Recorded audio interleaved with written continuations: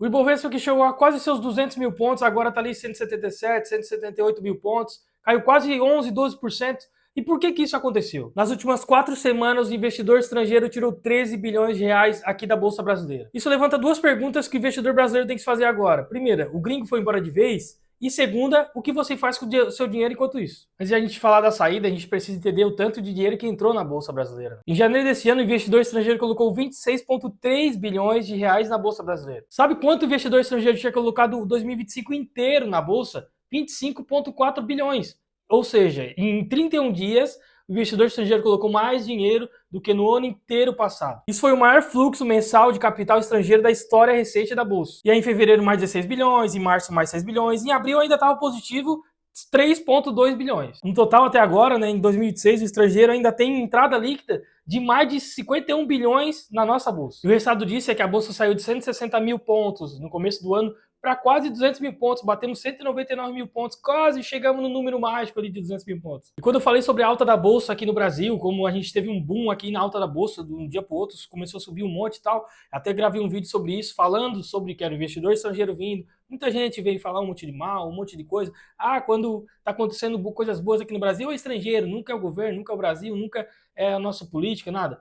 Eu falei que era o investidor estrangeiro. Agora a gente viu como corrigiu a bolsa com o investidor saindo, né? Agora vem a parte importante, né? Por que o investidor estrangeiro teve tanto apetite no Brasil? Por que ele veio entrar tão forte no Brasil, lá ele, né?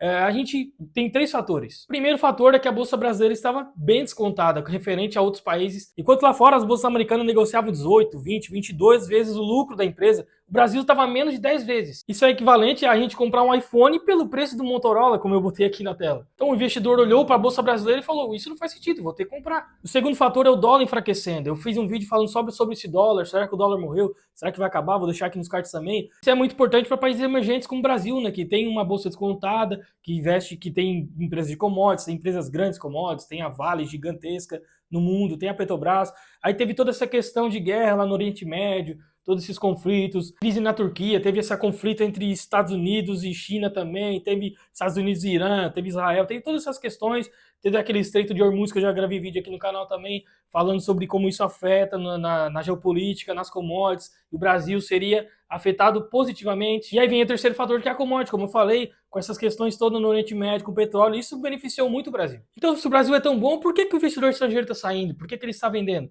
Bom, a primeira resposta para isso tudo é o mais óbvio de tudo, que é a realização de lucro, né? Pô, a gente vê a bolsa valorizando, as empresas se valorizando, eles comprando e valorizando bastante, com aquela questão cambial do dólar, tal, que eu já expliquei em outros vídeos, vou deixar aqui nos cards e você dar uma analisada. Então, com eles realizando lucro, é óbvio que aí a bolsa ia cair. Quem comprou o Petrobras em janeiro, por exemplo, teve um lucro de mais de 60%. Então imagina essas empresas, esses grandes investidores investindo pesado aqui no Brasil, principalmente em Petrobras, em outras commodities e outras coisas também. Então imagina eles realizando esse lucro. E a segunda razão é a correção técnica, né? Pô, a gente viu Bovespa batendo máximo, atrás de máximo, 10 vezes ali, batendo máximo, atrás de máximo, todo dia era recorde, todo dia era recorde. Uma hora ia ter que ter uma liquidez, uma hora ia ter que respirar, né? E a terceira razão é a incerteza global, né? Toda essa questão do Irã, questão de China, Estados Unidos e outras questões na Europa, União Europeia e Mercosul, tem várias questões que a gente tem que analisar, tem algumas questões do agro acontecendo aí entre União Europeia e Mercosul, que eu posso fazer um vídeo para você também, para a gente entender um pouco mais, se você que investe no agro, eu invisto forte no agro, uma das maiores exposições da minha carteira é numa empresa de agro, então eu tenho que analisar essas coisas, você tem que analisar essas coisas que estão na sua carteira, essas movimentações que podem acontecer negativamente, que podem afetar o médio prazo, o curto médio prazo também. Então você tem que analisar essas coisas. E tem uma razão que poucos falam. O gringo está olhando para a tecnologia. Com a onda da IA, né, parte do capital está sendo realocado para a Coreia do Sul, para Taiwan, para a tecnologia que eles estão investindo lá fora. Então a gente vê investimento muito forte em IA. Mas eles não estão abandonando o Brasil, né? Eles estão realocando o portfólio, estão ali movimentando o portfólio, né? Realocando os lucros e tal. Então isso a gente tem que fazer também. Não é só os ricos, os bilionários, as grandes empresas, os grandes fundos que fazem. A gente também faz isso, né?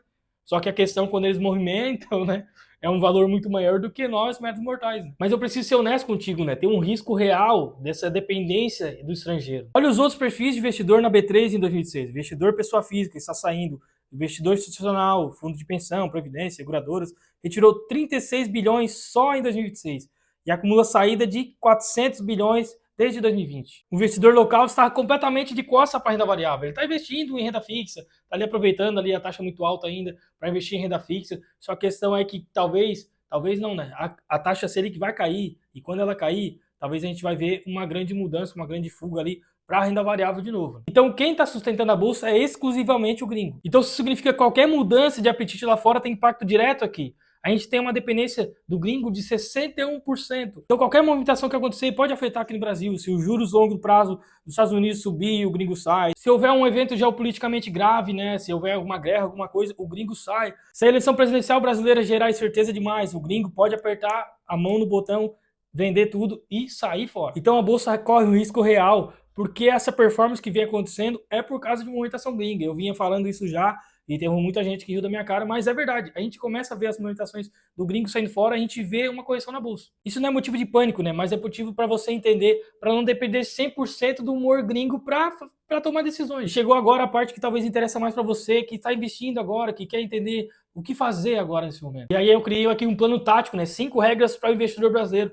O que você tem que fazer, o que você tem que perceber, o que você tem que analisar. Primeiro ponto, não reaja à saída do gringo de forma emocional. O saldo anual ainda é de 51 bilhões positivos. A festa ainda não acabou, o volume de som, vamos supor, vamos pensar numa festa aqui, o volume de som só abaixou um pouco, mas a festa ainda não acabou. O segundo ponto, para você que estava reclamando, a bolsa ficou mais barata. O Ibovespa caiu de 199 mil para cerca de 178, 177 mil pontos. Analistas do Inter, do XP, do Itaú apontam que o Brasil ainda negocia perto de 9 vezes o lucro, contra a média histórica de 9,3 vezes, ou seja, está descontado ainda. Então, se você estava procurando um momento para investir, talvez esse seja o momento. E aí, aqui falando historicamente, quando o Brasil negocia ali abaixo de 10 vezes o lucro, nos próximos 12 a 24 meses, a gente tem um lucro muito grande, né, historicamente falando. Então, o terceiro ponto que você tem que olhar é o risco fiscal.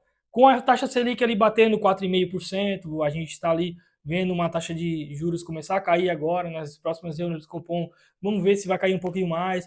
E a expectativa de inflação situada ali entre quase 5%, 4,9%, a gente vê o Boletim Fox falando, a gente vê a reunião do Copom, soltaram ali, que a inflação tá quase beirando o máximo ali do que a gente pode aguentar. Se o governo continuar com um gasto descontrolado e o mercado perder confiança, isso pode mudar a narrativa rapidamente. E o quarto ponto, e um dos mais importantes aqui, é a eleição. Em 2026, agora, estamos quase perto ali, vai sair a eleição e dependendo do resultado, dependendo de como sair até as pesquisas, alguma coisa mais perto ali, cara, vai dar um alvoroço, vai dar alguma coisa, vai acontecer muitas coisas ainda. A gente vê antes de candidaturas e saírem, a gente já sai muita coisa e notícia de não sei o que, e áudio não sei o que, pedir dinheiro não sei para quem, e cara, tem um rolo e a gente não sabe nem para quem votar, para quem, o que fazer, não, parece que não tem saída, né? A gente tá num Brasil que a gente não vê saída para lugar nenhum. A gente vê um candidato tal, que talvez seria bom, mas não tem força. A gente vê um candidato que tem força, mas é ruim. A gente tem que ver o candidato que já foi até preso. Cara, é muita questão, é muita coisa que a gente às vezes fica até desanimado no Brasil. Dependendo da questão de eleição, a gente pode ver uma movimentação no mercado estrangeiro ficar preocupado e sair com mais força. A gente pode ver várias coisas acontecendo, então é muito importante você ter uma carteira bem estruturada, bem diversificada. E o ponto mais importante de você ter que analisar também agora é o que os investidores estrangeiros estão fazendo, é diversificando seu patrimônio. Então você tem que aprender a diversificar seu patrimônio. Não investir só em commodities, porque é o boom da commodities agora. Não investir só em A, porque está todo mundo investindo em A.